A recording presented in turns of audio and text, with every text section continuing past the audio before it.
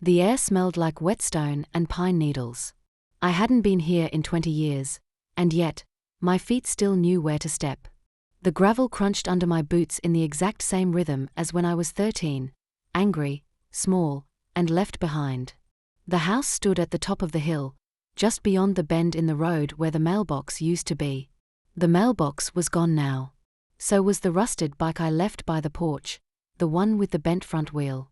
But the house. The house was exactly the same. Pale green siding, chipped white shutters, front door with that old brass doorknob that stuck if you didn't twist it the right way. I held the key between my fingers for a long time before putting it in. It slid in easily. That surprised me. Inside, the air was stale. Cold. Still. Like the house had been holding its breath for 2 decades, waiting for me to come back. I didn't know what I expected. Dusty sheets over furniture? Empty walls? But the moment I stepped in, my throat tightened. The bookshelf still leaned slightly to the left. The kitchen clock still read 6:42, broken, as always. My pink ceramic mug sat on the dining table, handle chipped, lip stained. And there, nailed to the wall above the kitchen sink, a crooked photo of me and my mother. I was 8. She looked distracted even then. I touched the frame without thinking. It was cold.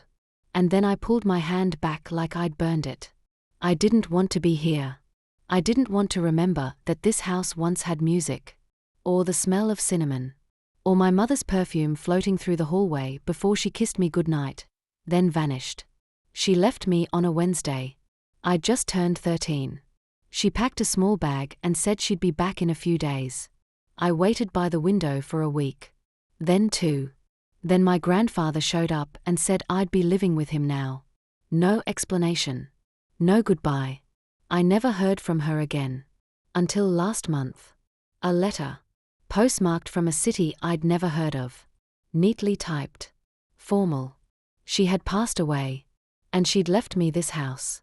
There was no "I'm sorry." No "I loved you." Just a key taped inside a cream-colored envelope with my name on it in her handwriting. Jane. I hated how much I recognized that cursive. How one simple curve on the J could make me feel 13 again. I walked past the hallway and opened the door to my old room. Everything was in place. My twin bed with the yellow quilt. The ballerina lamp. The bookshelf with the tiny stickers I used to put on every book spine. It was like I had stepped into a memory that never got the memo time had passed. And then I saw it. A small wooden frame hung above my desk. It hadn't been there when I lived here. Inside it, perfectly pressed under glass, was a faded envelope. My name written across it. And beneath it, more. A stack of letters.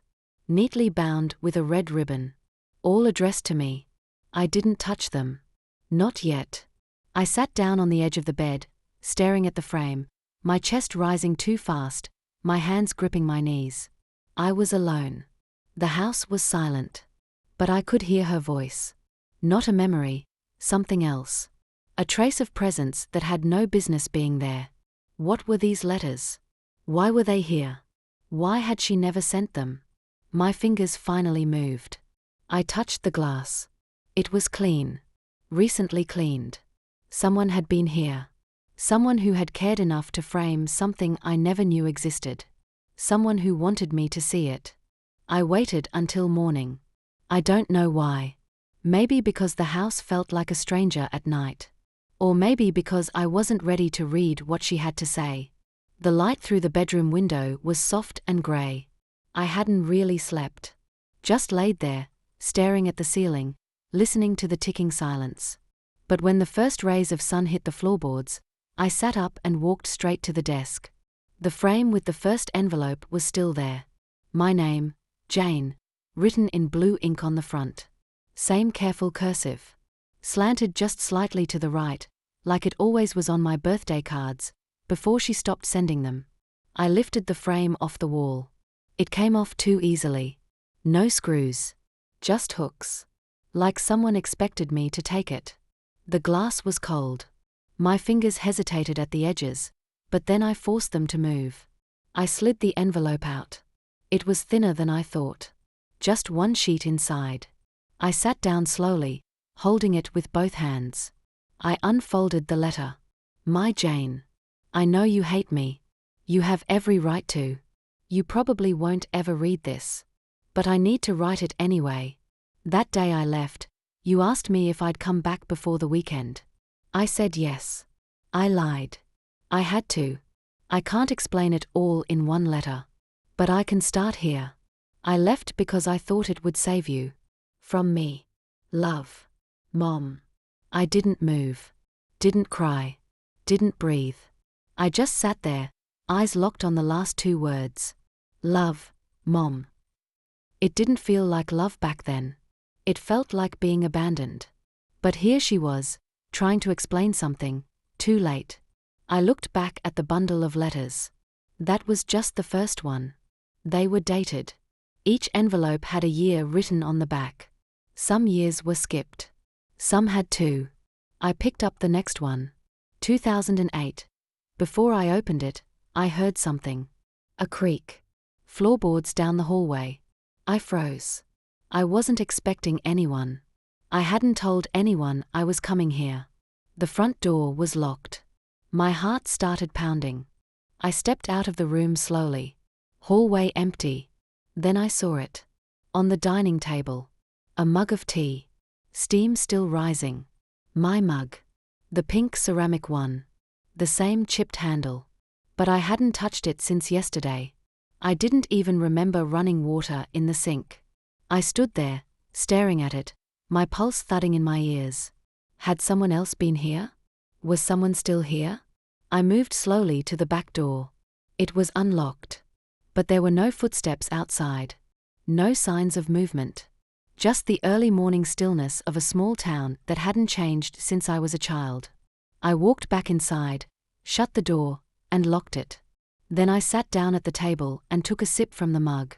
The tea was warm. Mint. She used to make that when I couldn't sleep. I didn't read the second letter that day. I couldn't. Instead, I stayed in the house. Cleaned dust off shelves. Sat in the sunroom for a while. Opened old drawers. Touched childhood things I thought I had buried. And all day, I kept thinking the same thing. Who had made that tea? That night, I took the framed letter and placed it on the nightstand. I held the second envelope in my hands for a long time before sliding it under my pillow. I wasn't ready yet. But I would be. I had to be. Because someone wanted me to read every single one of them. And I was starting to believe it wasn't just for closure. It was for something else. Something that hadn't yet revealed itself. I sat on the bedroom floor, the first two letters spread out beside me like fragile pieces of memory I wasn't sure I wanted to own. The third envelope in the stack had no date. Just my name. The paper was thicker. Heavier.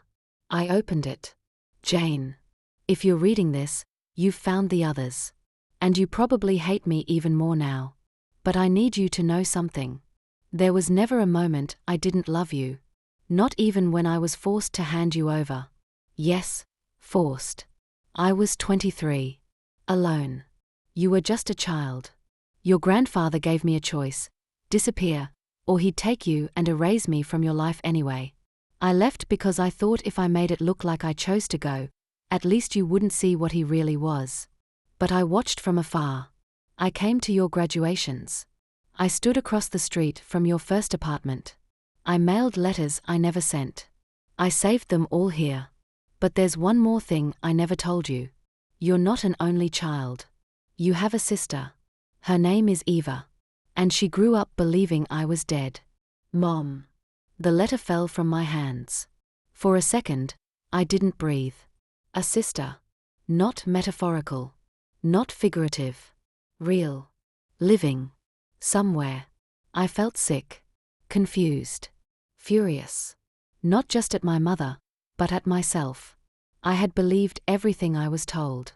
I had never asked why my grandfather kept me from her. Never questioned his silence, his short answers, his discomfort when I said her name. And now, the quiet truth was louder than anything he'd ever said. He took her away from me. He had stolen a mother from her child. Twice. I searched the house like I was possessed. Closets, drawers, behind picture frames. Some part of me thought I might find an address, a clue, something. But there was only one thing I hadn't noticed before. A small black notebook. Inside, nothing but names. Nurses. A counselor. A social worker named Diana Fielding, underlined twice. And a city, Macon, Georgia. I took a photo of the page. Sat down. My hands wouldn't stop shaking. I didn't know who Eva was. But I was going to find her. Even if it meant unearthing everything I thought I'd buried with my mother. 3 days later, I stood in front of a modest brick house in Macon, Georgia. The air was humid, the kind that clung to your skin and made you question every decision. I had barely slept since I found the notebook. The name Diana Fielding had become a compass. One phone call led to another, until I was given an address. Eva doesn't know about you, Diana had said. But she deserves to. My stomach twisted. I rang the bell. A few seconds later, the door opened. She looked like me. Same eyes. Same jawline. Same unsure smile. She was holding a mug of tea, mint, just like Mom used to make. "Hi," I said, my voice barely audible. "My name is Jane. I think we are sisters." Eva didn't speak at first. She just stared at me, blinking rapidly, her fingers trembling slightly around the mug. Then she stepped aside. "Come in," she said. We sat across from each other in her small kitchen. The smell of eucalyptus candles filled the room. I told her everything. Not all at once. Just enough to see her eyes widen, then soften, then lower as if trying to protect herself from something she didn't yet understand. "I never knew her," she whispered. "Not really. My foster parents said she died giving birth." "She didn't," I said. "She was forced to leave. She watched from a distance. For both of us." I pulled the letters from my bag, copies I had made. I handed her the last one. "To both my girls. If you're reading this together, then maybe, just maybe, the one thing I prayed for every night has come true. Eva, I wanted to be there when you lost your first tooth. When you scraped your knee. When you needed someone to remind you it wasn't your fault. Jane, I wanted to braid your hair again. Hear your voice in the next room. Be forgiven, if not understood. I lost you both. Because I didn't fight hard enough. Because I was scared. But if there's one thing I leave behind, let it be this. Find each other. And make new memories. Ones I never got to give you.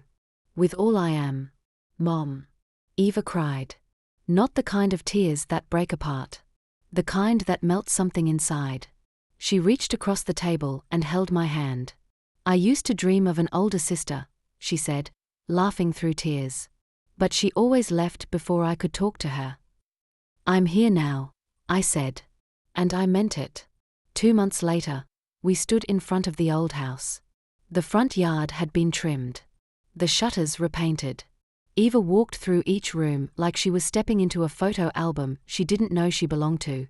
In my old bedroom, we hung the final letter in a new frame, right beside Mom's first one.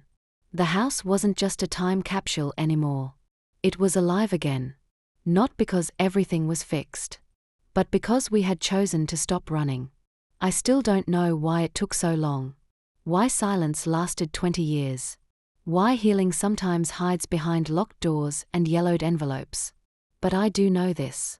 I walked into my childhood home and found it exactly as I left it. Except one thing. This time, I didn't leave alone.